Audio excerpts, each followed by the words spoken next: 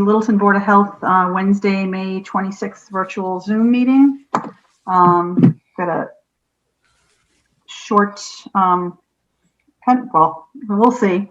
We have one public hearing tonight and it's 7 o'clock, and this is number 1 Cypress. I'm not sure if it's lane or road with a deed restriction request. And I see Geo is on the, and wait a minute, we only have, oh, we've got 3. Sorry, Dan. Your face is just new to me. We have a quorum, so so if you would go ahead. I'm sorry. Is it Mr. Joy? Yes. Yeah. My name is Gio. Thanks, Gio. So yeah. Do you have plans to share with us? So yeah, let me start by sharing my screen. How do I do that? Okay.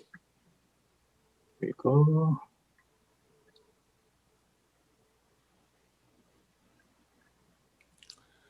Can everyone see my screen? Yes. Okay.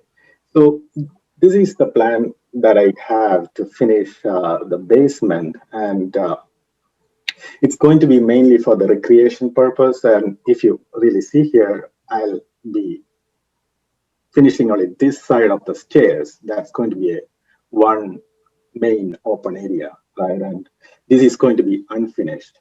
And there is going to be a wet bar here and a full bath right here. And this is mainly for the family entertainment area or the kids play area on this side, or maybe the play area, right? You look at the 3D right here. This is the plan. A bar sits here. There is some TV meeting area here. And there is going to be a play area right here. And this is going to be totally unfinished, not heated. So this is going to be one open space. And it's not a walkout basement. It's going to be a bulkhead door here, and the bath is going to be added right here. So this is the basic plan. And basically, this is, so I looked into, I asked, this house basically is in the Durkee neighborhood where there are a lot of similar houses built. And I asked around the neighbors and looked into the past areas, past basement finish that is done at the Durkee, at Durkee, all similar houses, similar kind of rooms, and some are, same number of rooms. And these are some of the things that I could collect from the neighbors that was approved and without deed restriction. So if you really look at this plan here, this is just to pick one of those. This is 1 Cypress Lane, and this is, the same plan for the 7 Fraser and 7 Balsam. This is actually done the basic. Gio, I'm sorry, I'm having a hard time hearing you. Can you speak up a little bit? I'm sorry, can you hear now? Is it clear? Yeah, a little bit better, yeah. Okay, yeah, so this is the plan for the 1 Cypress, and this is the 7 Fraser Street or 7 Balsam, which is very similar. If you look at here, there is a kitchen, breakfast, and family room that is open. That's very similar here. And there is going to be a living room, and there's a living room and dining room that's open, very open as well. And there is an office here, and there is a. Okay, I'm having. Can you just? I don't know what's going on, Dave. Can we? Can everyone hear, or is it just Lisa? It's hard to hear. Oh, is it? Yeah, I strongly suspect there's something with the microphone being used. It's very garbled. You want me to log in through the phone and try it that way? Just give me a second. Bear with me. I don't know what's going on. Janet, while he's working on his microphone, it looks like oh, you got Kevin. Never mind. Just give me a second. Let me try to log in through my phone and talk in there. I don't know if I can do that. Sorry about that. Hey, Lisa, it's Anthony. Can you have them let Joe Layden in, please? Dave, can you let Joe Layden in? It just took a little bit.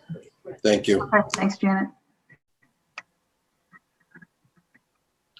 Okay, possibly I have to mute here. How do I do that? All right.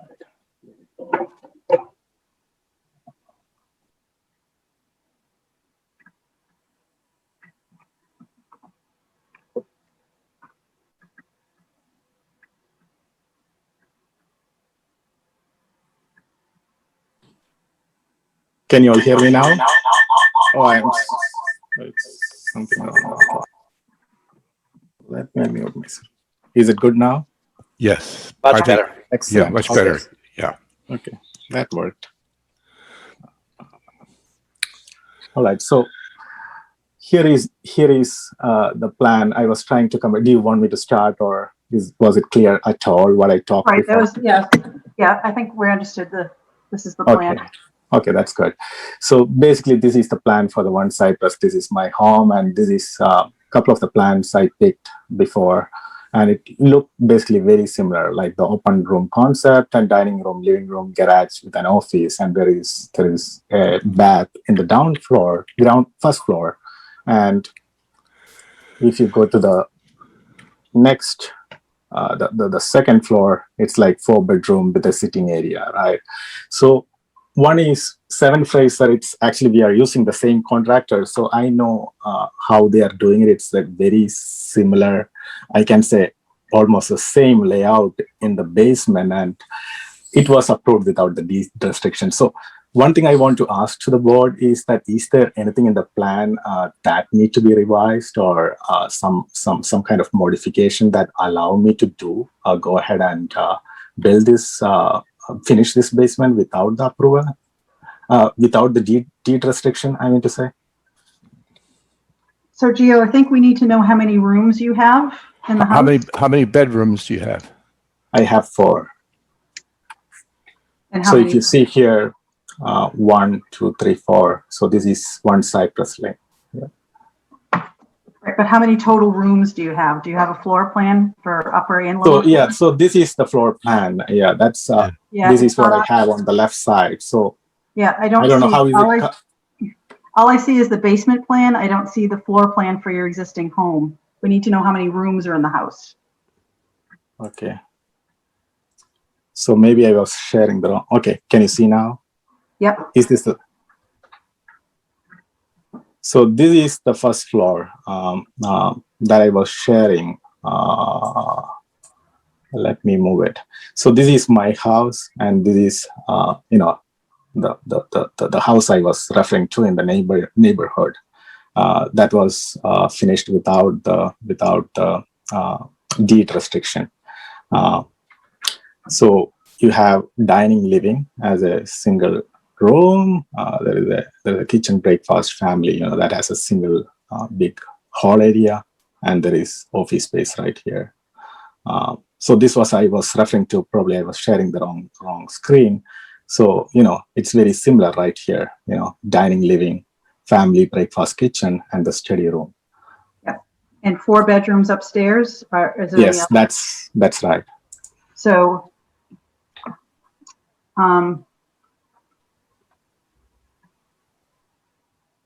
So 10 divided by 2.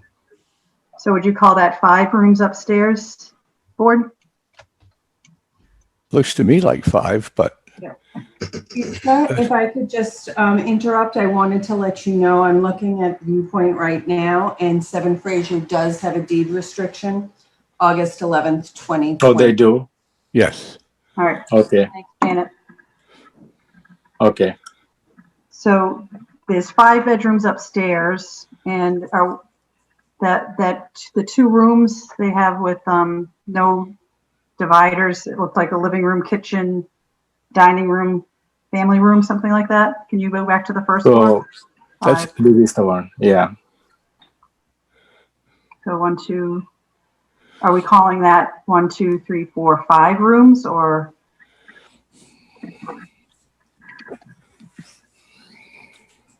Janet, do you remember what we did for the when we had those rooms that didn't have any, that were open concept?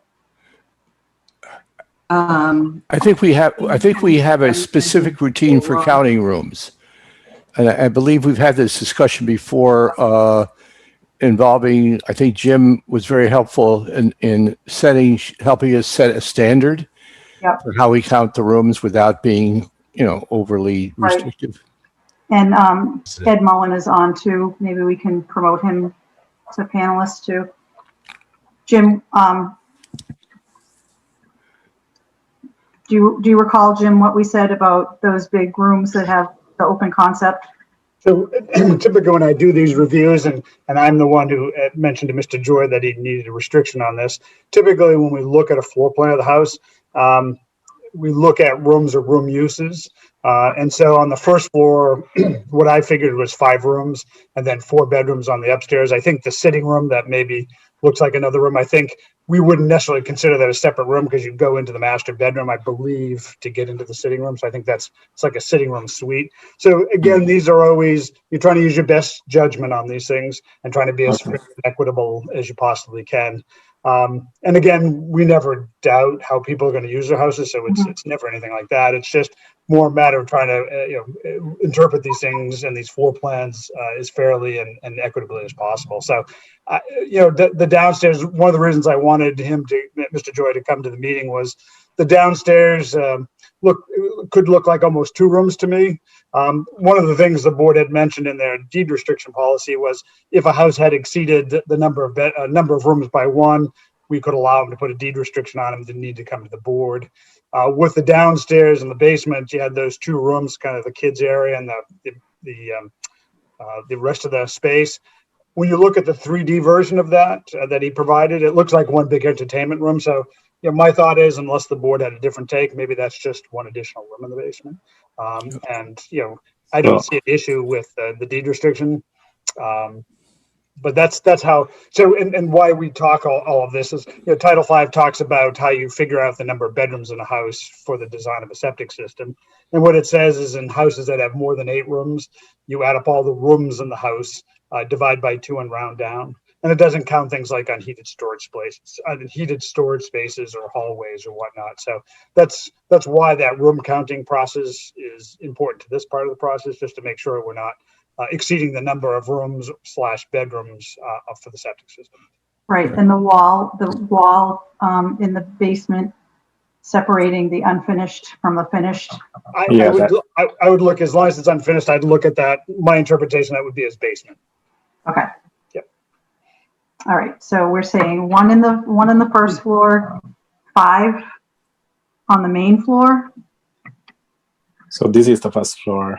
Yep. So that's 5, Jim?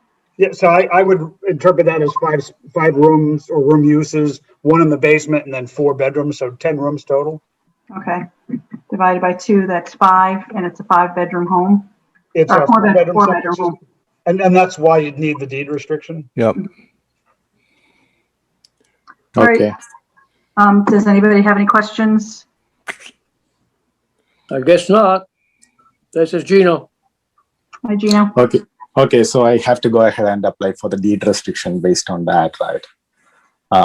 Is that the next step if it is approved? I'd like to make a motion to approve as long as we put the deed restriction on there. Right. Okay. Did you have anything you wanted to add, Ed? Did you get? Nope, that's fine if that's the way it should be. How about Ed, Mr. Mullen? Thank you, Madam Chair. No, I appreciate Jim taking the time to explain it to the applicant. Thank you. Okay. All right. So Kevin made a motion. Is there a second? I'll second it. I'm sorry. Go ahead, Gino, please. Thank you. I second it. Gino second it. All right. So we'll do roll call. Kevin Baker? Kevin Baker, yes. Gino Fratelloni? Yeah, Gino, yes. Dan Kane? Actually, I'm going to stop for a moment. We have a motion on the floor. I have a question regarding the motion. What exactly is the content of the deed restriction before we vote? Deed restriction being this home cannot be used for more than a 4-bedroom home. Right. Okay, so that should be part of the motion of what's included in the deed restriction.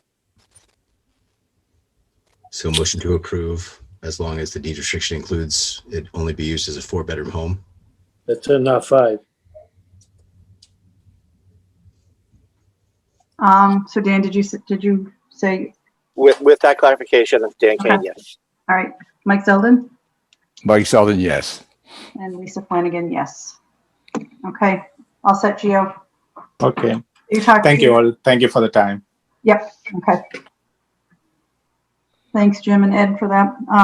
Next, we'll go over to the COVID update. What you got for us, Jim? So again, things are getting better. The rolling average, the 2-week rolling is about the same as last week, but still lower. Last week, I believe the town was green, which is good. We only had 1 case in the previous week. We're 3 cases this week, just a kind of week over week if you want to take a look at those numbers. Statewide, the number of active cases is down under 9,000, which is great to see. It looks like, based on the state website, that the positivity rate's under 1. So again, all things that are headed in the right direction. We talked at the last meeting about all of the changes that occur on the 29th of May, Saturday. Those will be significant. I'm not sure how we'll all adjust to all of the things being rescinded. I would kind of, I always tell people, they say they're rescinding it on the 29th, but I want to see what's in writing before, because one of the things, the mask order is being rescinded, and that's what everyone knows, except there are things that are still, places where you're still required to wear a mask. So there are still some asterisks to those things. So I think that's important. So, but otherwise, it seems like things are moving in the right direction. Great. How's your vaccine clinic going? So we were able to get Pfizer vaccine from the state. So we were able to vaccinate kids. This is the first clinic we're able to do that. We vaccinated about 106 people today versus like 30 and 37 the previous weeks.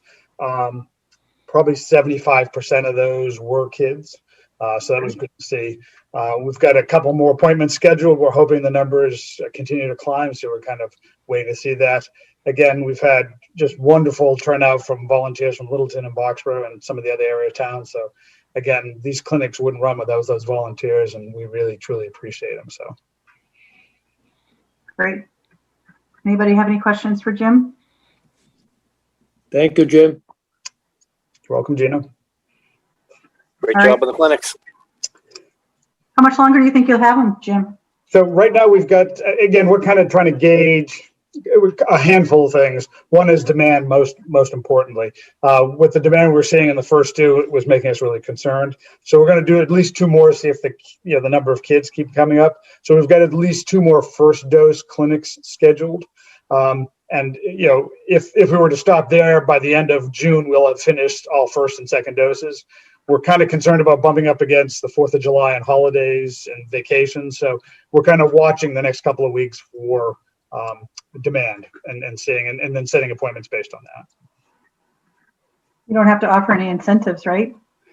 Wish we could. You're not giving out lottery tickets or anything like that? No chance to win $1 million or a shot and a beer or beer and a shot, whatever that one was. Or down the Hines, they're doing Dunkin' Donuts cards and the ability to win free coffee for a year. No, we don't have any of those. Too bad. Well, if you have freezers there, you could always do ice cream. That might not be. That's not a bad idea, Mike. I have to think about that one. Yeah. Well, welcome. Yeah. I thought you meant just for the staff. No, you mean for the participants too? Well, if you have the ice cream, and if the staff has it in front of the people coming in, they'll get the idea. They'll ask. Would that ice cream be really, really, really frozen, really hard? You'd have to wait a few minutes for it to defrost a little bit. All right. All good news. Anything else, Jim? Nope, that's it. Thank you. Nope, thank you. Katrina, you have news for us today? Ice cream's the right thing for that age group. They can't have beer. True. No shots for the kids. All right. No shots for the shot. That's okay. It's nice to hear local clinics. I know there are some families that didn't just want to bring them to a random pharmacy or place they didn't know somebody, so they're waiting for their doctor's office. So it's nice to hear local groups doing it because that's comforting to some people. All right, so here are the slides for this week. Let's see if I can get them working. This is the landing page of the state's DPH website. and you can see things are trending in the right direction still overall. So we'll dive in. The one thing that maybe isn't trending the way we would like right now is the number of testing, the test capacity that our state's doing. Our numbers of tests continue to decline week over week. We were averaging about 90,000 tests per day in the middle of April, and now we're about half that per day. So that's not nothing, but that's definitely a decline from where we were. And I think there's a lot of reasons why that are contributing to this. So one is that there's just less COVID. So when there's less COVID, there's fewer close contacts being identified, and therefore there's just less people seeking testing. And if you're vaccinated, you don't have to test in quarantine for a few months after your second shot. So that contributes to that decline as well. The other things that are happening probably more in the last few weeks is that colleges are stopping their testing programs as their semesters wrap up. So those numbers were filtering into these statewide levels. So that's declining because they're no longer doing those programs. And similarly, businesses who are doing surveillance testing of their employees are starting to drop those programs now that their employees are fully vaccinated. So where this goes from here is yet to be seen. There's a lot of different conversations about testing and appropriateness of which kinds of tests now that a lot of people are vaccinated. So I think this area is going to change over time. It's just something for us to keep an eye on and start learning about as things shift.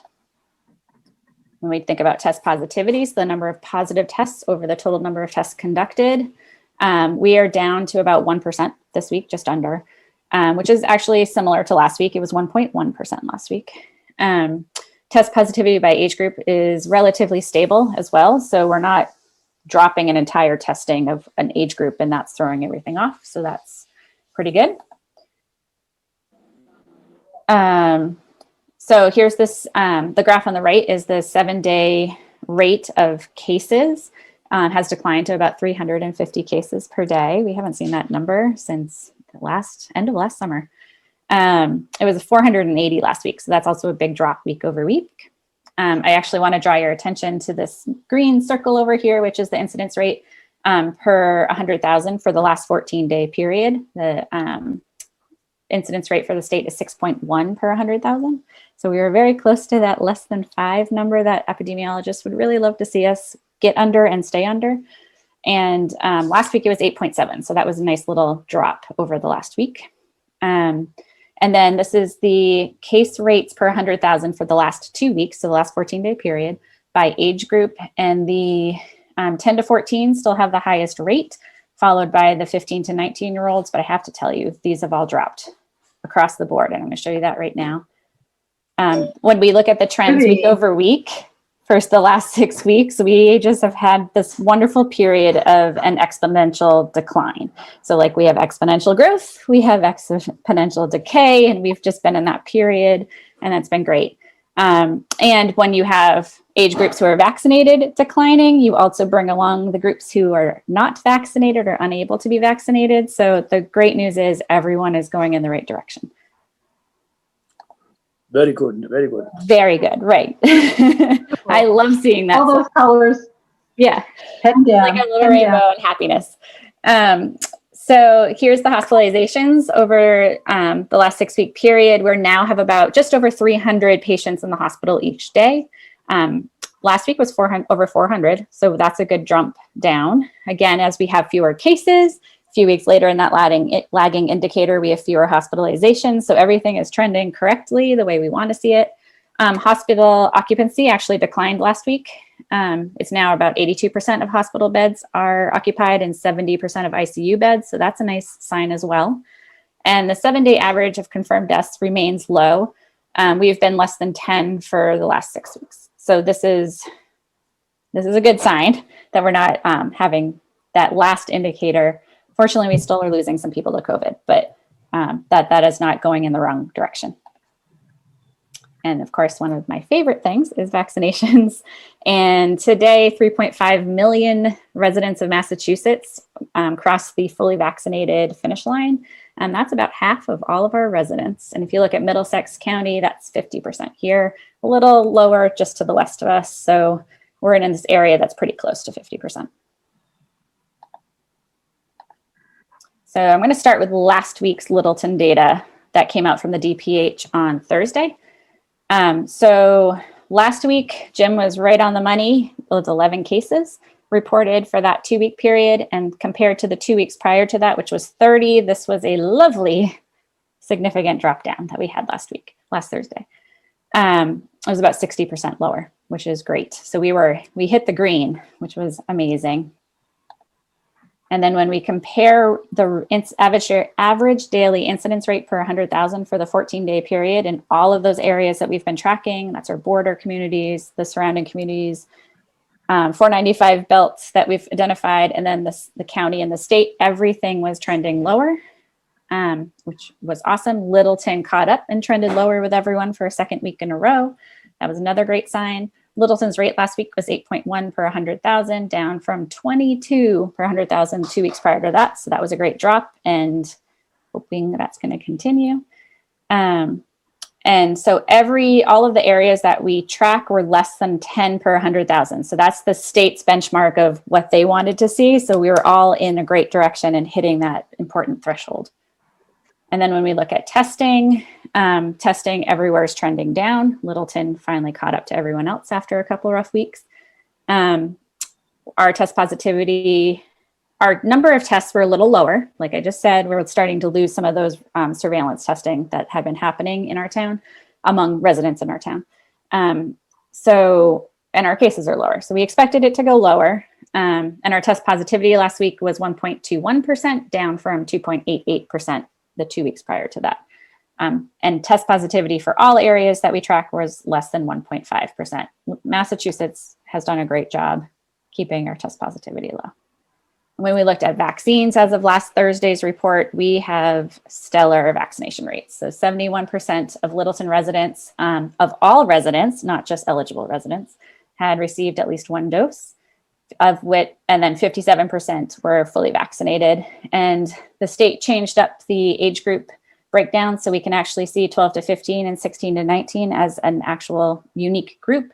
So within the first 5 days of being eligible for vaccinations, 42% of our town's 12 to 15-year-olds went out and got a first dose. So that's amazing. And then 16 to 19-year-olds, we had 72% have had at least one dose. 50% of them are fully vaccinated, and that was really helping our high schoolers. So that's amazing too.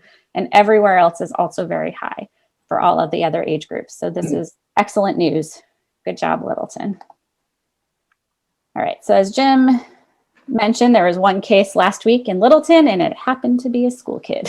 So there was one case reported in the schools last week. So far this week, we've had 0 health notification letters come from the schools. So that's a nice sign after this little flurry of activity we had there 2 weeks prior. And the schools actually launched a dashboard, a COVID dashboard on their website. So at any point in time that any resident is interested in hearing what the cases are in the schools, this is a snapshot of it. You can go to LPS's website and look up what's happening. And you can see that they, compared to last week, all the schools are trending down, and the high school didn't have any cases the week before. So they held steady so far this week. I'm hoping this stays this way or improves this week.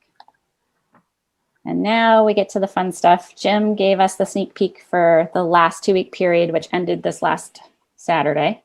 Don't ask me the date at this point.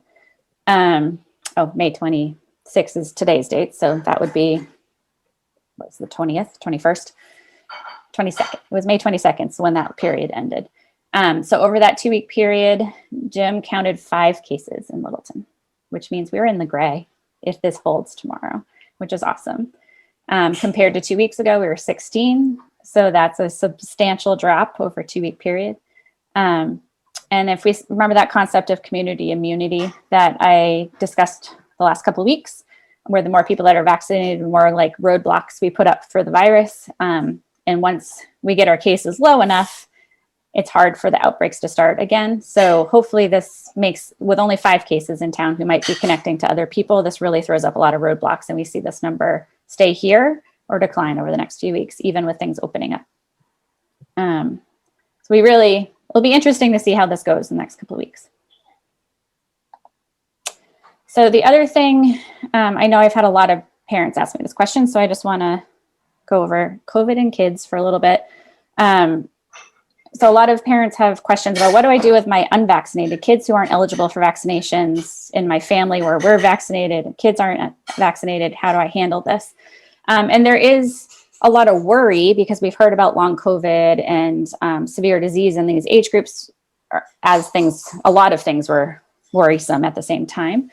So there's actually this week had been at least 3 new publications that came out recently about long COVID in children that I became aware of. So one study was of school children in Switzerland that actually had a comparison group. So they compared seropositive children to seronegative children and then asked about symptoms over time. And in that study, 4% of seropositive children reported at least one symptom beyond 12 weeks, so beyond 3 months, compared to 2% of seronegative children. So they did have more symptoms, but it's still low prevalence of symptoms, which is great. I've got a thunderstorm happening, so hopefully my internet holds. A study reporting on school-aged children in the UK reported that 4.4% of children had prolonged symptoms lasting 4 weeks, and less than 2% had symptoms beyond 2 months. The symptoms that they were reporting most frequently were headache and fatigue. And their study, they stratified by age, and older children ages 12 to 17 experienced more symptoms with longer duration. And the good news here in the US, that age group is eligible for vaccination. And finally, there was a study out of Australia of kids presenting to a pediatric hospital. Given that these patients were at a hospital, they probably had more severe COVID in the first place. But 4% of these patients had a cough lasting 3 to 8 weeks post-infection, and 2% reported fatigue lasting 6 to 8 weeks post-infection. So again, those prevalences are very low. So it's important to recognize a whole bunch of things with this age group. I'm going to summarize in my next slide. So these studies, among other pieces of evidence, suggest that there's low prevalence of prolonged symptoms in children, which is great, especially given we can't vaccinate them yet. But where severe COVID symptoms are present and they exist for kids. So it's important that we recognize them and support them in recovery if our child or someone we know is one of them. Vaccines are available for these older age groups. So that 12 to 17 age groups consistently have more symptoms and prolonged symptoms. So this is a reason, and they also have higher rates of transmission. So this is a great reason to consider vaccinating your children if they fall in this age group. If your kid is less than 12, one way to help protect them is to vaccinate all eligible adults and siblings in the household. We know household transmission is a major mode of transmission. So one way to protect your child is to make sure everyone is vaccinated who is eligible to be. And then you can always take preventative steps when out in public, especially in indoor settings or crowded outdoor settings like masks. That's a great thing to continue until those groups are eligible to vaccination, especially if you're concerned. So as we're approaching Saturday, which is the May 29th, is when the state lifts all of their COVID restrictions and turns to a mask advisory. And I'm seeing a lot of businesses and other groups start to message their plans of how they're going to handle that. Many of these groups seem to be aligning I know you guys will be having a conversation with Anthony about this as well, about the town, but I know a lot of groups are planning to align or businesses are planning to align their guidances to the CDC's guidelines. So that, in short, is fully vaccinated individuals, which is 2 weeks past your last shot, do not need to wear a mask in any setting. Unvaccinated individuals are still advised to continue wearing masks in public, specifically for indoor or outdoor crowded settings. And we just have to keep in mind that every business might be doing something slightly different, and they are allowed to. So just always keep your mask in hand when you're out in public. And then as we move into this period of individual risk and individual choices, it's important to just remember that all those layers of cheese we've talked about all along. The best protection against severe COVID or from spreading COVID to your family is to get vaccinated. Vaccines are our solution. They're safe and they're effective and are well matched to the current circulating variants. And if you're eligible, I really encourage you to go get vaccinated as soon as possible. reach out to your doctor if you have questions about the vaccines.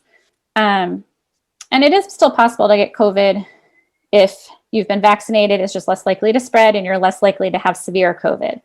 So those are still really important distinctions. Your risk of COVID remains higher if you're not vaccinated, if you're spending long periods of times indoors and not wearing a mask, and if you're in areas of no or low ventilation. So continue to take precautions. Everyone will have a different threshold of risk tolerance for this, but this is those layers of cheese continue to be important in every setting. The state will still mandate mask wearing in certain sectors, as Jim pointed to. One of those, I believe, is long-term care centers, and medical facilities and schools right now still have the indoor masking policy in place. And remember that wearing a mask and getting tested are still options to help lower your risk, especially if you're gathering with someone who's immunocompromised or it's more severe risk for more severe disease. So those continue to be options for you, and depending on who you're interacting with. And I heard there are now over-the-counter COVID testing kits available for purchase as well. So those are available if you need one. If you're going to visit an immunocompromised family member, for example, it might be great to test your unvaccinated child, kind of thing. And then to end this evening, I think we can all admit that this map looks a whole lot different than it did 6 months ago. Actually, it looks a whole lot different than it did even 1 month ago. So to date, just to summarize this last crazy year, Mass conducted 23 million COVID tests, reported 660,298 confirmed cases, and 17,482 confirmed deaths from COVID. So Mass is actually really lucky. Our vaccination numbers are extremely high, and the vaccines are matched for the variants that are circulating our state. So this is and because of our high vaccination numbers, our case rates have undergone this exponential decline over the last few weeks. So for all age groups, not just vaccinated age groups. So we're in this really good space to be opening up in a few days. I do think it's important to keep in mind that depending on what happens with the rest of the US and the rest of the world, there may be a period of time where we need to take more precautions again. And I think that will be messaged as things change. But for now, we're in a good place. And just a reminder, like, be kind to yourself and to others. Everyone is, as you talk to people up in town, everyone's in a very different place of readiness for reopening and reentry into the world. So just take it easy on everyone right now, especially yourself. So, and that's it for tonight. It feels like all good news. And what were those two red towns? One is Lawrence and one is New Bedford. Okay. All right. Question, will those at-home tests affect the test positivity at all, or we won't know? Or I don't. So that is another good question. How will they do contact tracing? I don't think you will. Mm-hmm. So I haven't dug into it carefully, I'll be honest. I actually don't know exactly how the antigen tests are getting incorporated into our state metrics. So unless they end up getting a PCR test or they have a symptom, then they become a confirmed. So there's a lot of things changing in the testing world right now. And I think it needs to change a little bit. Like, once we're vaccinated, that asymptomatic case doesn't become as problematic because they're really less likely to spread. So then you want to know, is this person contagious? And that's where an antigen test is really well matched to answer that question. So I think what question we're asking for testing will decide which test we need to use and how that moves forward, if you will. So things will change, and it will be really interesting to see how they change over the next few months. And then in the fall, if the state does anything with schools or not, I don't know. Things will definitely evolve. Yeah. And I think we all need to still be cautious. We've got a long weekend coming, and the restrictions are being lifted. So it's like double whammy. Yeah, we definitely have the restrictions lifted, graduation, end of the school year, 4th of July. We have a lot of partying ahead of us. And I know I, for one, am not ready to be in an indoor setting without my mask on, especially for my kids. So I think I'll keep gathering with people outside, but Again, it's loud if you want to. Yep. And I'm sorry, Katrina and Jim, I asked you that question about Littleton being in the red last week because I saw an old story on Facebook, and it may have just been like clickbait because it's, it had all these high-risk towns and Littleton, and I was like, what is this? So I apologize for not reading the date of the story before. It was really nice to tell you we were in the green. Absolutely. All right. Anybody have any questions for Katrina? You're doing a good job. Thank you so much, Katrina. Thank you, Gina. You ready to take a break, Katrina? Yes. Please. We'll talk Although about that. Although after all this hard work, it's kind of nice having happier news after a year of challenging numbers. So this is wonderful. Thank you for all your work this year. And I keep thinking back to what if everybody had just listened to the travel restrictions back at Thanksgiving? We probably would have been done with this 3 or 4 months ago, It wouldn't have been as far to come down. So yeah. It wouldn't have gone up so high. So yeah. It's hard because when you do public health well, it looks like it's no big deal. That's one of the first things I told my friends last spring. I was like, all of these lockdowns, we're going to come out of it and people are going to say it was no big deal. Mm-hmm. And that's exactly what happened. And that's how public health works. Like, if you do a good job, it looks like you went overboard. It also helps that we have a vaccine. If nothing else, we've established the facts that so far the vaccine really works. It truly does. The fact that we are standing here a year later with 3 effective vaccines that don't only protect against severe disease, but also prevent spread is miraculous. Miraculous. We're very lucky. All right. Anybody? Questions? Comments? No questions other than thank you. You've been a rock star. I guess that's the end of our COVID update tonight. Easy peasy. Yes, all we have to do is look forward to the booster time. I think we got 2 months though. Let's get them the first time. Boosters, just so everyone knows, boosters aren't like version 2.0. They actually build off version 1.0. So get your 1.0 now, and then we'll get boosters when we need them. Okay. Great. Thank you so much, Katrina and Jim. You're welcome. Great. Have a good weekend, Katrina. Should we move on to correspondence? Sure. Dan, I contacted Alicia at Park and Rec,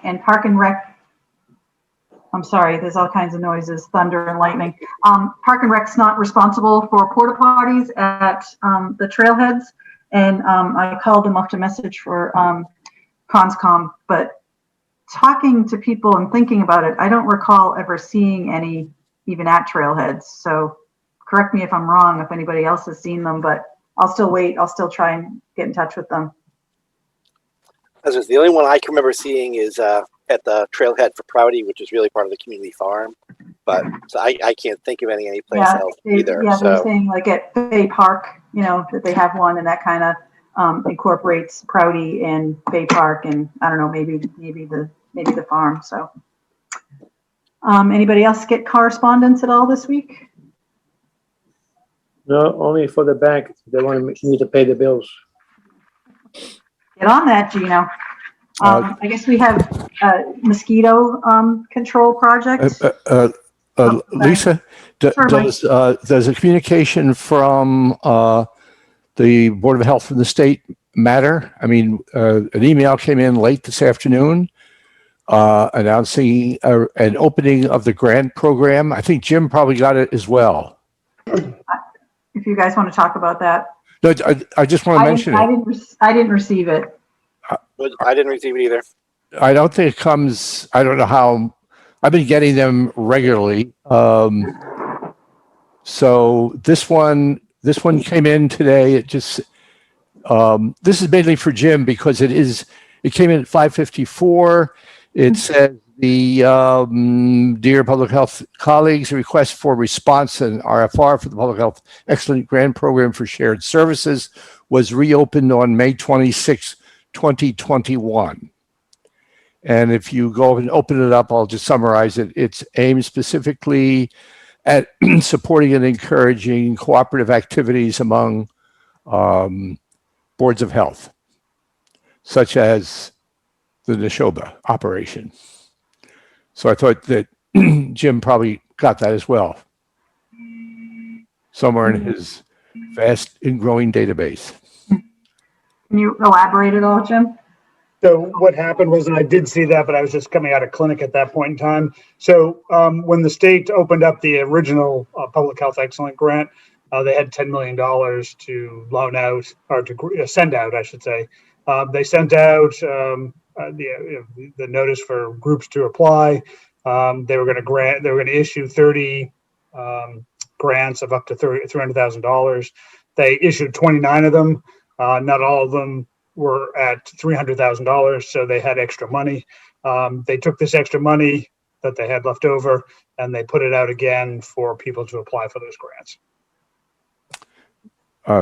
Is there any plan for you to go in again, or do you feel that, or having already gotten one, you're sort of done? I don't know that we could put in for it again, so I'd have to take a look at it. My understanding was it wasn't for people who had already been awarded grants. Okay, so let me ask you this: can a Board of Health like us, in your view, after looking at the description, can we, as a member of a organization, put in a request? I mean, I'm big assumptions here. Yeah, no, I'd have to check, because I know when we were talking originally, it sounded like a board, and I'm not going to get it right, I'm sure, but I don't think you could be part of, a board could be part of two groups. So if you're already part of one shared service situation, I'm not sure you could be part of a second, if that was the case. And you have to have at least 3 communities, at least that's the last time I think, had to be part of the shared service grant. So you have to have at least 3 communities part of that. So I haven't looked at the new one to see, or the one that's been reissued today. So I'd have to take a look at that, Mike, and get back to you. Okay. Yeah, I wasn't trying to circumvent. I was trying to take advantage of the opportunity because I was taking seriously some of the comments made by people who come before the board discussing various public health issues. One example is mental health.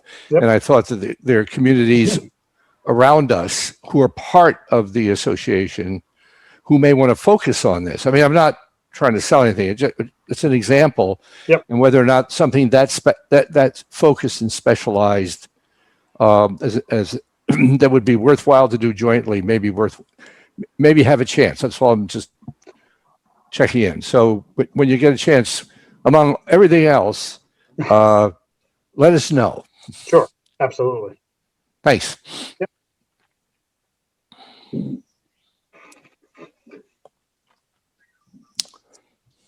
Mike, can you forward that to Janet so she can send it out to the board so we can all take a look at it? I'll do it right away. Yes. My dog's afraid of thunder and lightning. Did you guys hear that in my background? Anything else? I was going to go back to the mosquito control project that we got. And it says that mosquito control project personnel will be in your community to respond to residents' concerns about mosquitoes in their areas on the following dates: June 2nd, 15th, 22nd, and 29th. Are they really going to be here, Jim, or? They usually will. They do it every year. That's my understanding, is they come in and, I mean, they check, drainage ditches. They other work other than things like spraying and that. So I'm not sure if they're here if residents request or if they just plan to be here on those days. I know they have different days in different communities. Reading the memo, and certainly from past experience, that residents can request while they're in town that they come and spray their property. So all they have to do is call the control board or log onto the website, enter their address, and request it. And one of the dates when they're in town, as they're making their rounds, they will hit individual addresses if requested. How can we get these dates available out to people on our website or something like that, or? We can put it on the website. We typically have it posted in the in the office, but these days it'll make more sense to put Yeah, on. there's not much people coming into the office. If you wouldn't mind doing that, Janet, and I don't know, maybe we can do the same thing with LCTV if anybody's interested to be to get on the website and request an inspection. And Lisa? Yes. Central Mass is a great website if you're curious about what they do, what products they use, the mosquitoes, how they handle. It's just really good information on the site. So, if for no other reason, it's a good site if you're curious or concerned about mosquito-borne diseases. Okay. Not is it so? Is this something that people can opt out of if they don't want it on in their neighborhood? So if they were, let's say you were doing spraying in a neighborhood, people can opt out of spraying, and same thing through that website. You can opt out, you put the address in and opt out. So if they were spraying, I mean, the times we see neighborhood spraying is situations where you might get a concern with West Nile or Triple E. Oh yeah. They may spray a particular neighborhood. I'm not sure how much other regular spraying they're doing, but there is a opt out on their website. And I think you can, as Dan was saying, I think you can apply for spraying on their website also. All right. So if we can get that on our website, sure, that would be great, Janet. Yeah, it says there's a website with a link, and then click on the 2021 spray schedule button on the right.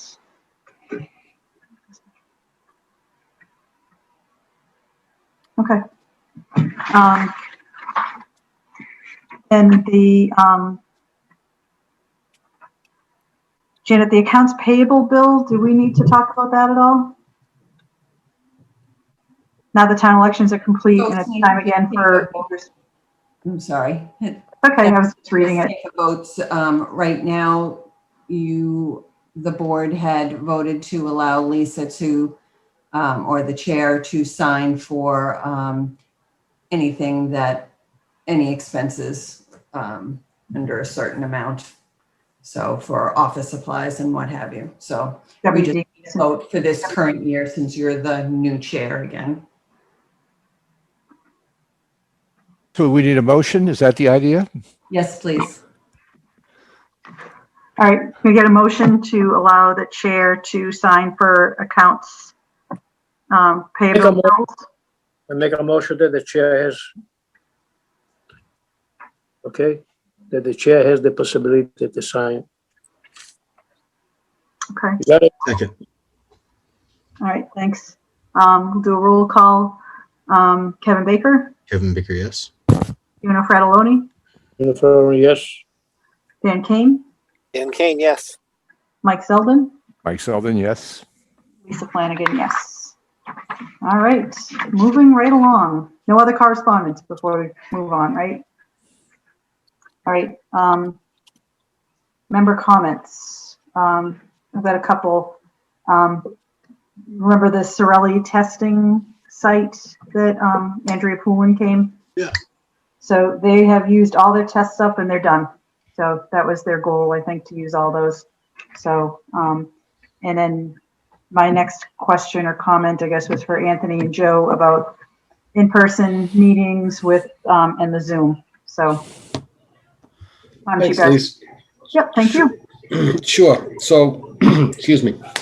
So, the state of emergency lifts on June 15th, which means right now that's the last day that we could do completely remote Zoom meetings like this. There is legislation that the governor filed to extend certain items that were part of the emergency orders, for which Zoom is one of them. Mike Zeldin and I were talking before the meeting, and we were talking about how Zoom really did a lot of great things. It certainly increased civic engagement. It allowed, it really allowed those that want to participate in the meeting but aren't able to get the town hall to do that. So, I think that there's some aspects of Zoom that should stay. Certainly there's other areas when it's going to be much more helpful, especially in public hearings, to be maybe in person too. So So right now that's scheduled to end then, and we're working on the only room right now that we have at Town Hall that could do a hybrid version is 103. We're also setting up the fire department and police department community rooms to be able to do that as well. We did lose 307, which is now our HR department. So we're planning to follow the governor's orders and the CDC with moving forward once the mask mandate's lifted and the emergency order is lifted. So, Joe, anything to add? Joe's been really championing the reopening process. Yeah. So, go ahead. So, first, sort of divide things into two steps. With the mask mandate, as Anthony said, right now it's our intention to follow CDC guidelines, which also the Commonwealth of Massachusetts is also recommending. As the board may or may not know, since the beginning of August, we've had a greeter who has basically been our central point of public contact for people entering municipal offices. That greeter recently accepted a position in another community, and with his leaving, we've removed that greeter station.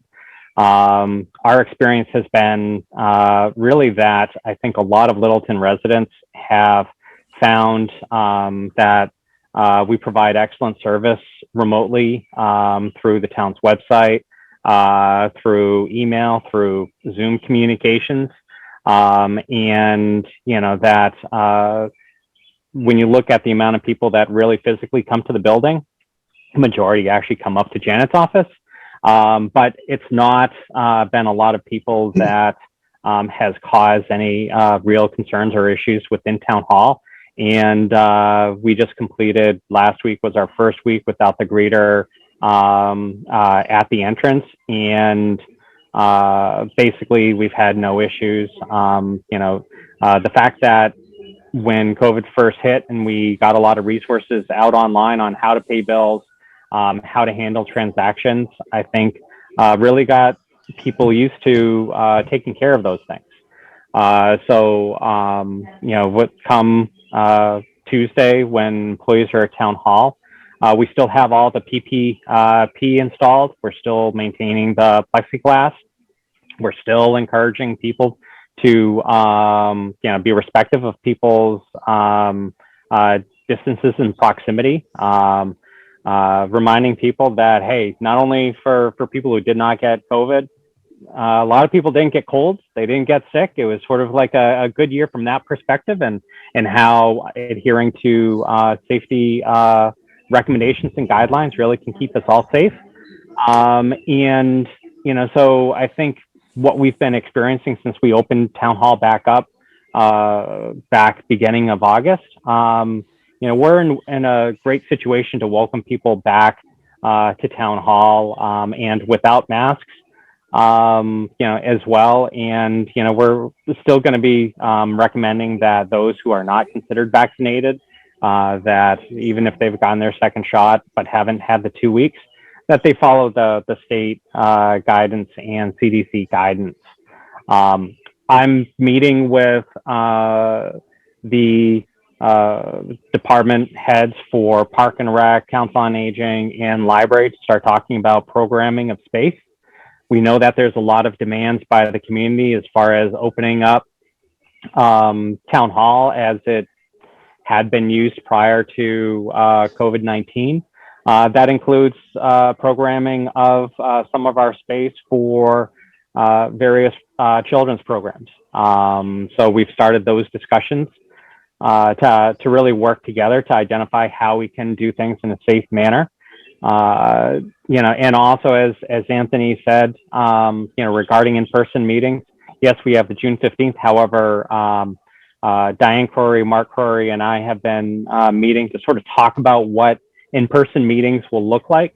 And there was an email communication that we all were discussing that looks like the governor is filing legislation to extend all the open meeting law provisions until September 1st. What I'd like to do is work with not only, of course, Anthony, but then department heads to provide a presentation at the select board September 7th meeting to sort of talk about what come June 15th with the state emergency going away, how we can start to bring back meetings and accommodate requests.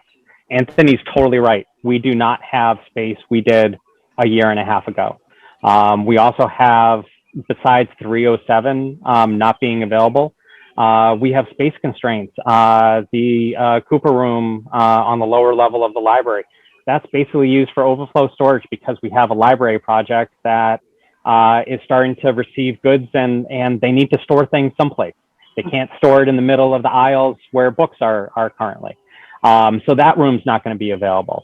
The police station, while we are doing work, they're starting a exterior envelope construction project that will take a couple months to do. That won't be available for a couple months as well. So we're talking about developing plans that maybe it's a phased approach, but it's something that we're working on to provide the select board and the community as a whole recommendations on how we can bring people back. The last week, the governor's press release did sort of say there would be further guidance coming. That clearly is happening as far as more guidance coming. And we understand people want to get back. I think just like people want to get together for Memorial Day weekend, people want to get together to argue over public meetings and topics. So we're basically. And we all miss Gino's hugs, right, Gino? Yeah. Okay. Miss you guys. So we know people are anxious to get back in-person meetings, but we also do ask that people, give us some time to develop a plan and to identify how we can start to bring these back. And, especially if the governor is going to be looking for legislation that extends all the open meeting law, there won't be that, I think, the stress that some of the boards, like Board of Health, like Conservation Planning and the ZBA, how do we advertise public hearings when it's after June 15th? At least this gives us a little bit of breathing time. That statutorily we can continue to meet by Zoom. I look forward to opportunity to discuss more with the the select board, and also the Board of Health as we, refine sort of what coming back to in-person meetings looks like. Good job, Joe. Yeah, just one comment, and that is, I sort of view the governor's desire to get legislations because he was operating under emergency power, and that ends. He has no legal standing to continue it beyond the date at which emergency orders basically end. He can't start them again. So he needs legislation that permits him to do that. Yep. So that doesn't mean he's going to use it. It simply means he's got a tool if the legislator gives it to him. So I now come to the question is that in the fall town meeting, given shall we say, this isn't the Board of Health, just I'm observing that there are things involving the Board of Health and many other boards where town get-togethers, I'll use that are driven by making decisions that involve government participation, that we ought to make a major effort to basically really stretch our imagination and encourage, shall we say, group meetings where they can be done, even if we don't have the space for them traditionally in the town building. So what I'm getting at is that I don't think we have until September to, as it were, get our arms around this. I think that we have basically the process ought to start now so that people can start gathering and debating these issues in a group format sooner rather than later. I think September's a bit late because I believe the next meeting is October. And that's not at all what I was saying. That's what came across. I'm talking about local boards meeting, statutorily. I didn't want to say too much as far as because we're still developing it. There are different levels of boards and committees. There are regulatory boards such as, Board of Health, Planning Board, Conservation, where those may take precedence over meeting in person than other committees. And that's primarily because of space. But also, we know this is going to be changing. We can meet, but then if in 2 weeks the ground rules change, I think it's something that it will be a continual discussion. MMA is pushing to formally adopt some of these provisions as permanent changes to open meeting law. It's coming out of Town Clerks Association as well. Town Planner Associations, Planning Director Associations, they're pushing the same thing. There will be permanent change to legislation in one form or the other. I think the next couple of months is going to be key. But we also were discussing, like fall town meeting. We're very constrained if we need to try to accommodate outside. I think all of us probably really look forward to going back inside on a more traditional timeline. And realistically, that is entirely doable, especially with vaccination rates, provided something doesn't drastically happen once we get into the fall.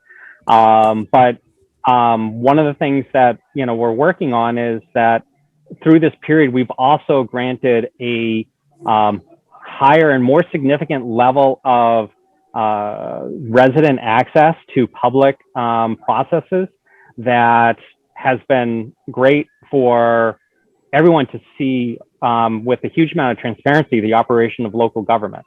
There's, some of the things we're working on is making sure that, even if the Board of Health said, okay, we're going to be meeting Wednesdays and you're in 103, what used to go out live on LCTV goes out on Zoom as well, that we're set up to be hybrid, that you have town council attending, they can do that remote. They don't have to bill us for 3 hours because they have an hour commute up. They're sitting around for an hour, for 15 minutes, and then they drive home for an hour. So I think there's a lot of things that we can take the best of and apply. But definitely want to relay that, it is something that we're working on, that we will be pulling together a plan. And it's not going to be just one plan. It's going to be sort of like what we've been dealing with for the last year. It's going to be plan, refinement, revision, and, re-execution of different things as we respond to, once the library opens up, that's going to be another meeting room. Then we have other space that frees up. So the time crunch for really space crunch right now is going to be over the immediate couple of months. But as we move forward and we get past the summer, I think there's going to be a real opportunity to sort of get back to, fully like what we were like, with hopefully some additional benefits that we've learned along the way. I thought that this was so convenient, It is. Yeah. All right. Thank you, gentlemen. Our pleasure. Dan, congratulations for your election win and to the board. And Katrina, I know you're in the waiting room there, and thank you for everything you've done. We're very fortunate in this community to have you and to all the information that you've been providing to the community. So I think I can speak for the entire community and say thank you. You've been a godsend. It certainly is. Little angel. Buy that woman some flowers. All right. So that was member comments for me. Does anybody else have any member comments? I know Kevin and I talked a little bit today about just the mask wearing and how you don't know what the other person is going through. So when you see people just, somebody said, you do you, I do me. don't judge people for what they're wearing. Just let them be what you don't know what they're going through. So, Kevin, I think you sent me something. I was wondering if maybe you can send that to Janet, and maybe we could get that on LCTV also. I think I did send it to Janet. You should have it as an attachment. Yeah. Can you send that to the rest of us, Janet? I'm sorry. And then This afternoon, I sent it around. did everybody on the board see that? Just about being kind. You don't know if people are immunocompromised, and I think that might be something nice for everybody to see on TV. All right. Kevin, did you have anything else you wanted to talk about too? A couple weeks ago, we talked about mental health, and we had Amy Tez do a presentation for us. I mean, at this point, I think mental health is going to be a big issue over the next few years for, the little ones and even the older ones. So I think that we should try and cut to the chase and get ahead of the thing. So I'd like to nominate Amy Tez as an agent of the Board of Health to lead sort of a mental health task force or a mental health. Madam Chair, just as a reminder. I know you unmuted yourself, Anthony. Kevin and I were talking, how do we... I don't know what the verbiage is, Anthony. Tell me. What you have to do, you just have to have an agenda item if you're going to take a vote on something. You can't create something. Yeah, I think Kevin and I were talking, we're just not really sure. I know that we couldn't have the COVID advisory team when Katrina's group started with us. And so I think he just wants some. Is it a subcommittee? What's the right term, Anthony? Educate me on that. What are you trying to do? Tell me exactly what you're trying to do. We'll get you there. Put together a team of folks that are professional and educated, smarter than we are. We want the mental health version of. Yeah, it's a great point, Kevin, because there certainly is. That's an important issue going forward coming out of the pandemic. I think the best practice would be to put that on an agenda, maybe talk about it tonight and advertise, allow members that might be interested, and then just at your next meeting, appoint at that point. Put it on the agenda and do it that way.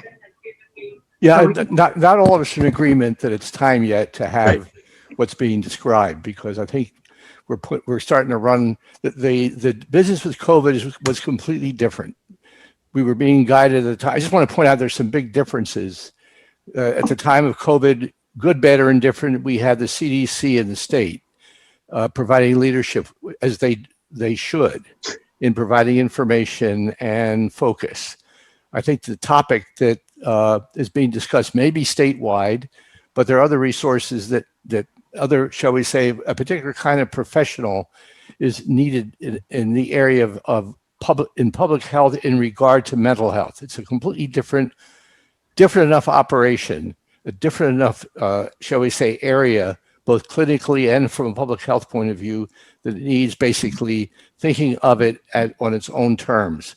So replicating a previous practice skips over everything that was in place that made that really, shall we say, purposeful. In this case, we have a different, shall we say, profile. So I think Anthony's right. To solve. You're right. I'm sorry? A different problem to solve. It's very, very different, and I don't think it's going to yield as quickly. As you think. It's a topic worthy of a discussion. Let's put it that way before we make moves to form whatever. And if Madam Chair, you don't mind me interrupting, would it be beneficial to invite someone from EHS to also talk up, because they do a lot of outreach and coordination, and it's not only just seniors, so they're supporting a broad segment of the Littleton population too. Well, yeah, that's a good source, but I think the overview. Mike, he was addressing the chair. Yeah, I'm addressing the chair. No, Joe was addressing the chair. Yeah. That's a great idea, Joe. Go ahead, Mike. No, I'm sorry, Chair. I'm sorry. Yeah, it would be very interesting to have someone from our local, shall we say, Health and Human Services give their perspective on it. But I'm very interested to see, shall we say, we currently do have, in fact, a senior health officer who is, in fact, our agent, not just in terms of doing the routines, but also he provides the leadership and the vision for what public health is for Littleton, as I'm sure you all know for other communities as well. So he's in a position to tap in very directly at the state level and beyond to, as it were, identify, shall we say, a more, shall we say, coherent professional assessment of what a mental, shall we say, a mental health program would look like, including how to determine need. How do you measure the effectiveness of it once you have a program in place? What does a program look like? And as far as I know, having a public health specific professional is central to our start. So that's why I'd like to have this discussed first. Thank you. Sure. Jim, do you have any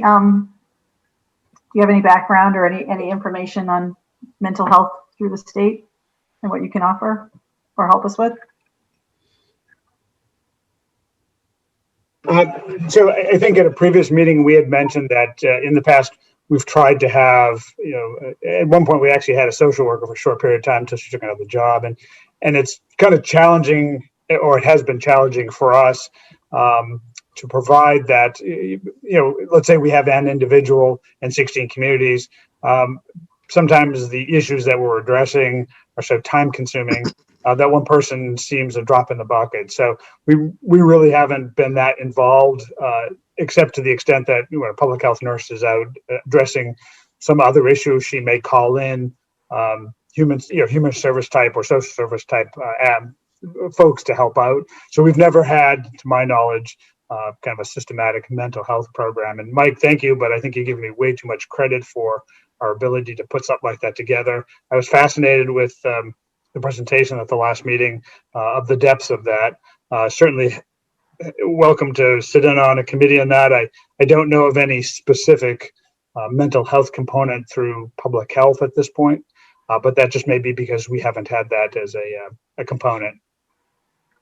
Yeah, all the more reason, Madam Chair, all the more reason for us to have a Board of Health discussion, because I'm not surprised that Jim has responded, candidly about this.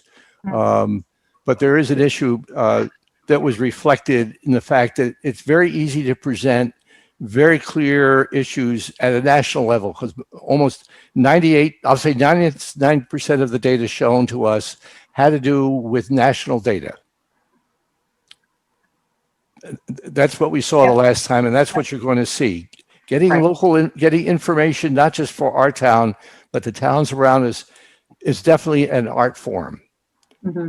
And that's what a program has to be based on. That is, what are we trying to accomplish? I think Anthony asked the question, what are we trying to do?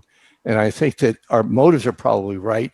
I think that we ought to go about this, with, shall we say, efficiency and dispatch, but make sure that we got our hands on clearly admitting we don't know what we don't know. Thanks, Mike, for making the uncomplicated complicated. You're great at that. I'm sorry? Thank you for making the uncomplicated complicated. It is complicated. Is Amy, I think, is on the meeting tonight. Amy, were you able, sure she is. Hi, how are you? Were you able to find any information or anything to guide us a little bit more? Yeah, I mean, I think when we met last time, we talked about reaching out to other folks in town. And I did reach out to Ashley Shaheen. She's more than willing to step in and engage in conversation. I think that would be great to include her. I've spoken with her at length a couple months ago, just to kind of learn a little bit more about what Elder and Human Services has to offer here.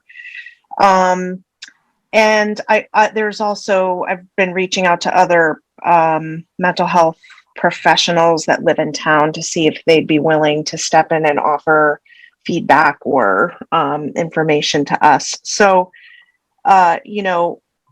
while I I think that more conversation is really warranted here, especially to kind of identify mission and think a little bit about what the scope of what are, what you want to focus on would be. I just want to throw out a very big asterisk of just caution, saying that I think the sooner we start with prevention and thinking ahead, the better. Just, people are really struggling now.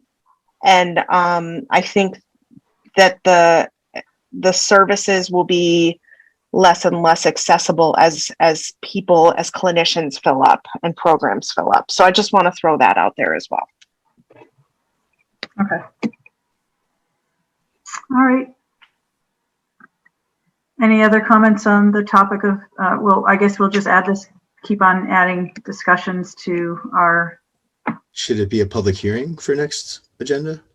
Is that, Anthony, is that your suggestion? I think the idea we should be discussing among ourselves first.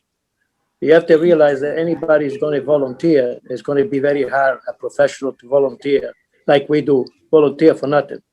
The question is, anybody that is professional, they wanted to be, make sure they are on a payroll. So we have to discuss this among ourselves, and maybe we can mention it to the selectmen. We need somebody to help us. Nobody will do nothing for nothing. I'm sorry to say that. I think that there's some, sorry, Gino, I think that there's some good discussions going on, Kevin, but I really think that there's a value to putting it on agenda prior so people can see what's out there, and maybe we'll partake in joining the meeting for that discussion. When you have discussions like this, you're really borderline violating the open meeting laws. Public input is just, a discussion is bringing something up, but you're really not supposed to have that dialogue. So, I'd recommend that this be an item that you put on a future agenda, and then you discuss it. And even discussing what I do with the select board, like this week, we talked about transfer station rates. So I put it on the agenda, and what we did is they took a vote to set a public hearing. So the next meeting is the public hearing. And that's really what the board should be doing too. And I know it's something that, you don't have somebody like me that's more versed in this, or Joe, but I know it's challenging for some of our boards, but we're here. And any questions like that, feel free to reach out to us, even through Janet, and Janet can come across the hall and talk to us. Because I think that there's important information that you folks are talking about that the community there'd be a value in having this in the agenda in advance. Thank you, Tom. Thank you. Add that, Janet, please. Okay. Any other comments from the board? Member comments? I just want to say thank you, Anthony, for being here, and appreciate your thoughts. I hope I didn't offend anybody, but the question in reality, I know we like to have everybody to help everybody. The question is, they can only help to a certain extent. If I have a tooth decay, I'm not going to go to John Smith. I'm going to go to a dentist. If I have to have my teeth cleaned, I'm going to go to the dentist. I'm not going to say, hey, can you take care of me? Oh, yeah, come over here, I'll take care of your teeth. And he takes all of them out with it. You know what I mean? We need a professional individual that will be able to help us. If this is what Mike and also Kevin like. The question is, can the town afford to have a professional individual to help us in the mental? So many people have mental problem because the pandemic, who knows whatever else. We are small. We are small town, and we don't have the money. And that's why Joe had mentioned reaching out to Ashley too and having her part of the conversation, because we do contract out for mental health services.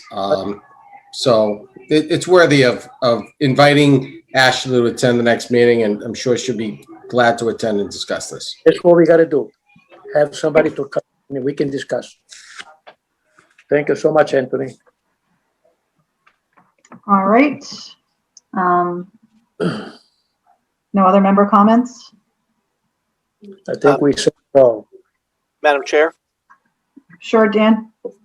do we want to take a formal action, probably put on the agenda for next month, where we have a hearing in a vote, that the Board of Health in the town of Littleton our standard will be to follow the Mass DPH and CDC recommendations for distancing, masks, and all that, just to confirm that that is the position of the town of Littleton, that we will follow DPH and CDC as opposed to perhaps something stricter or on a different timeline. I think that's what the town is doing, right, Anthony? You just want it clearly stated that the Board of Health is recommending those also? Well, I mean, this is the public health piece. This is really a Board of Health responsibility and authority that the selectmen can take it from an administrative piece, but from a public health perspective, it is Board of Health's responsibility and authority to make recommendations or orders that, you know, theoretically the board could say, nope, we will continue mask mandates in all locations at all times, inside or outside. I'm not recommending that. I'm merely saying that is within the scope of the Board of Health. That do we simply want to make it clear that the Board of Health's position is that the town of Littleton and the board will stick with CDC and Mass DPH recommendations, you know, unless something changes. So to memorial, I think Dan's looking to have that memorialized in a motion, which is not a bad idea, Dan. We have to do that at an agenda meeting, correct? We can't do that now. Yeah, no, that would be a vote. Okay. So, All right, so can we put on the next agenda that the Board of Health is recommending following CDC and DPH guidelines and make it official? Okay, great, thank you. Thanks, Jan. Any public comments? Anybody with their hands raised, Janet? Or no? All right, next we'll move on to accepting the minutes from 5/12 and 5/19. The only thing I had to add was the heading, that instead of Littleton Board of Health agenda, it just be changed to minutes on both days. And then I think Mike had a correction that he wanted to, something about. Yeah, it was just a small, yeah. She's taking care of it, I think. Okay. All right, so can I have a motion to accept the meeting minutes for Wednesday, May 12th? Make a motion to accept the meeting on May 12th. And there a second? I'll second it. And we'll go roll call. Kevin Baker. Muted. Kevin Baker, yes. Gino Fratelloni. Gino Ferroni, yes. Dan Kane. Dan Kane, yes.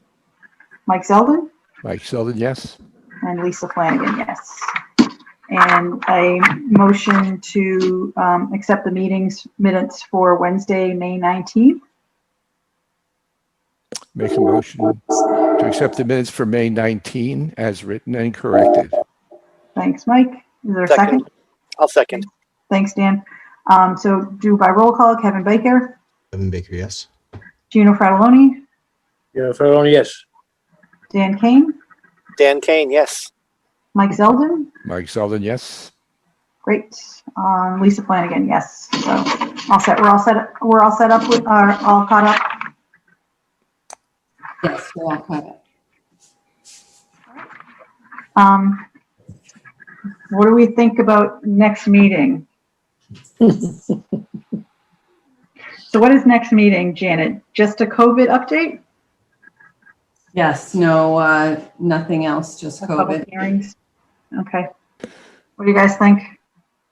Can we just maybe have Katrina just present maybe once a month until she, unless we go on the red or something like that? Or have her next present when we go on the red or something like that? I don't know.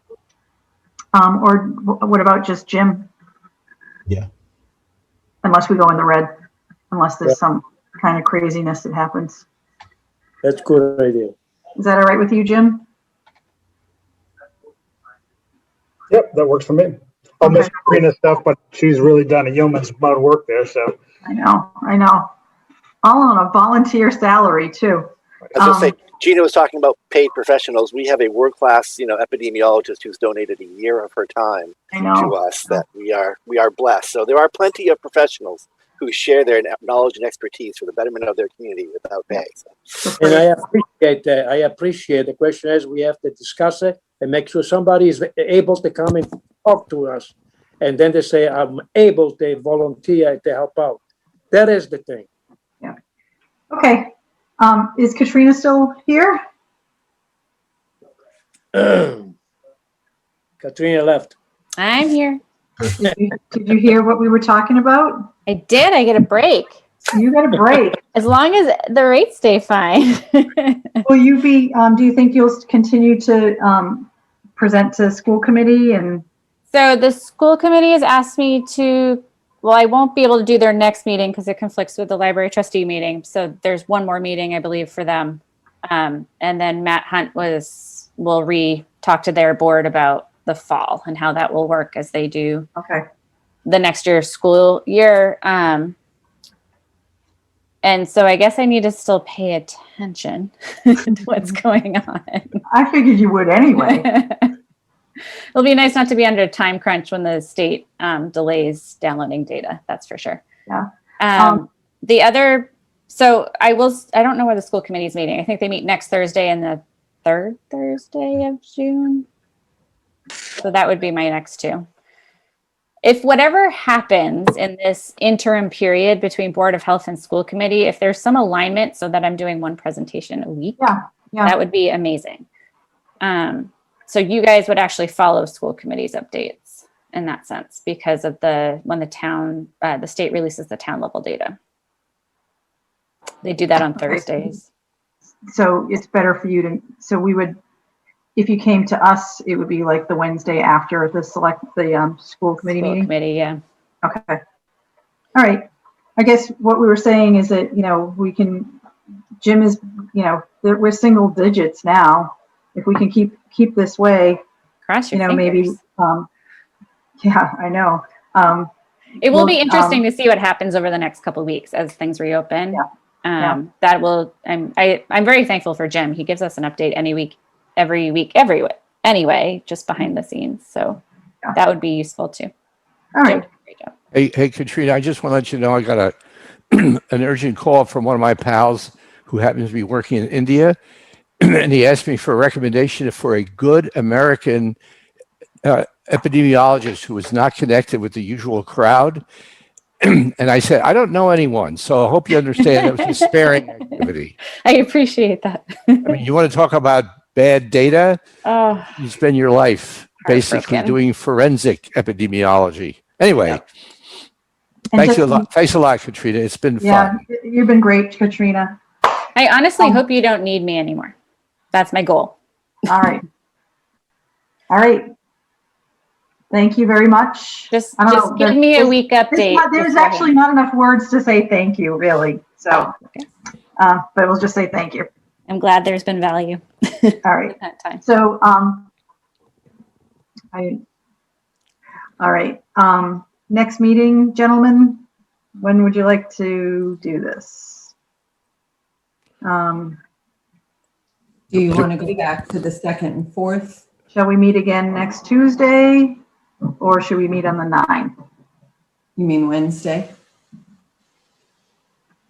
Next Wednesday, the 2nd or the 9th. The 9th would put us back probably on our 2nd and 4th weeks. Can we meet next Wednesday and then make a plan for each of us to do whatever it is we need to do to be prepared for the meeting after? Yeah, and for town, yeah. All right, and okay.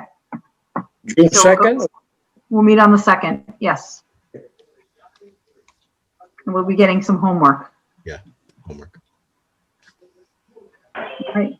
And the 2nd is just a COVID update and then no public hearings, correct, Janet? Unless you tell me otherwise. Well, I think we're good. All right. So all right. Does anybody care to make a motion to adjourn? I make a motion to adjourn. Is there a second? Second. And I'll go by roll call. Kevin Baker. Kevin Baker, yes. Gino Fratelloni. Yes. Gino Fratelloni, yes. Dan Kane, Dan Kane, yes. Mike Zeldin, Selden, yes. Lisa Flanagan, yes. All right. Thank you very much, everybody. God bless Thank you, Have a Lisa. good night.